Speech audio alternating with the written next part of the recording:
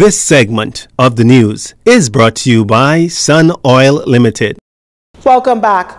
Bahamas Agricultural and Industrial Corporation, or BAIC, workers aren't too pleased with their new general manager, Rocky Nesbitt. Since his arrival at the corporation, the union says some of the outstanding issues have been compounded in addition to new issues arising, including BAIC's management's failure to meet with the union to negotiate a new industrial agreement. This has resulted in the union lodging a complaint in the magistrate's court. This past Thursday, Obi Ferguson, attorney for the Bahamas General Workers Union, which represents the workers, says the complaint seeks to have BAIC's management come to the bargaining table or face fines and jail time. I've taken the necessary steps in the magistrate court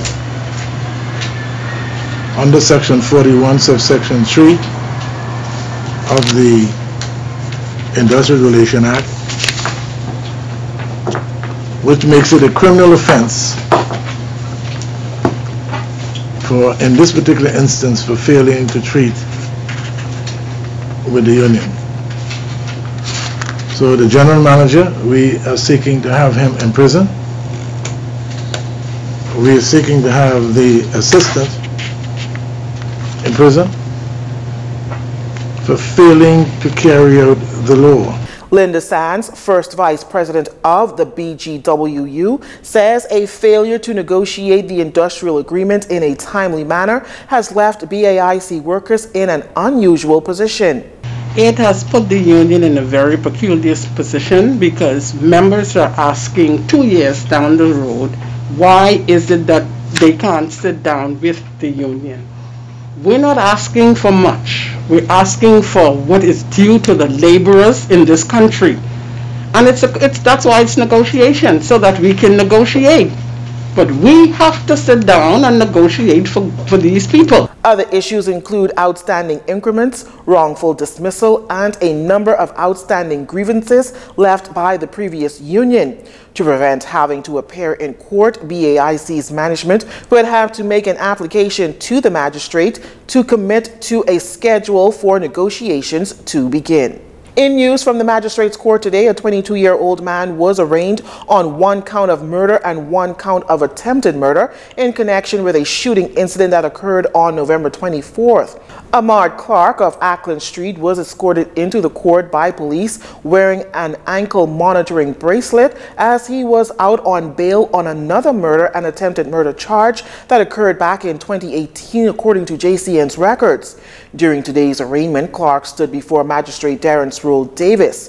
The particulars are that on the day in question, November 24th, around 6 p.m., police received reports of gunshots being fired on Hepburn Alley.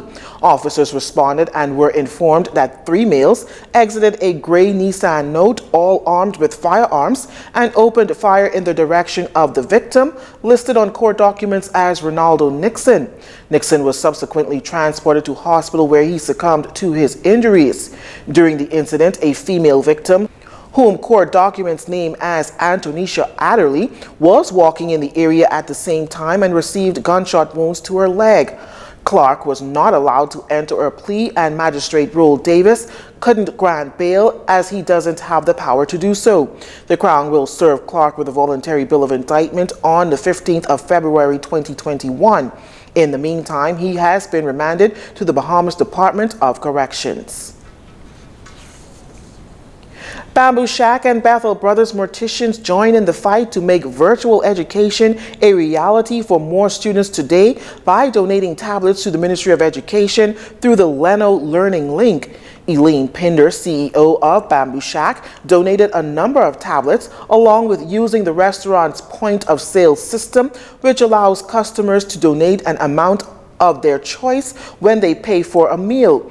During a brief ceremony today, Mrs. Pinder spoke of her reasons for joining this cause. We all know that a lot of our young students already struggle with challenges in the home, and imagine they are feeling different by not even having a tablet in hand to do their lessons. I think once given a tablet, they will feel so much more motivated to do their lessons at home. So in that regard, we at Bamboo Shack are going to donate 100 tablets to the Leno Foundation. Additionally, Owen Bathel, the owner and CEO of Bathel Brothers Morticians, presented the Minister of Education, Jeffrey Lloyd, with a $5,000 check.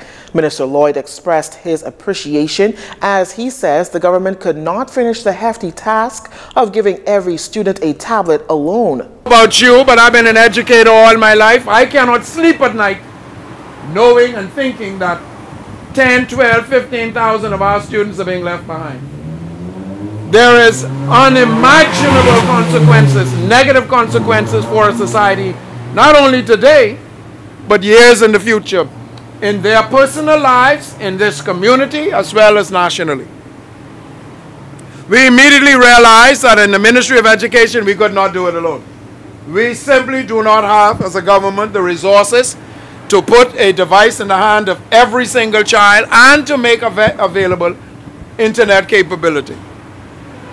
And so we realized that we needed to depend on and invite our civil society, corporate Bahamas, to lend an assistance to us. During his brief remarks, Minister Lloyd made a heartfelt plea to all Bahamian parents. I appeal to our parents. We in the ministry, and I have here our partners, will do all that we can. We are going to ensure that your child has a device. We are going to do all we can to assist in providing internet access. But you know, we also need your help, parents. Because today, we still have about 20 to 25% of the students who are not in school, despite what we are doing. And we see them all over the streets. We see them in the food stores doing their packing work and so on. We need parents to appreciate and understand that education is vital. Because as go the educated society, so go the Bahamian society. That's right. The Education Minister says that while the ministry has not set a timeline for when every child should have a tablet in hand, he aims to be ambitious and hopes that by the end of this year, they will have succeeded with that goal. Minister Lloyd expressed his appreciation to all of MOE's partners, including Alive, which is supplying tablet packages at a reduced cost, BTC, and Leno Learning Link. You're watching JCN News. Stay with us. This segment of the news has been brought to you by Sun Oil Limited.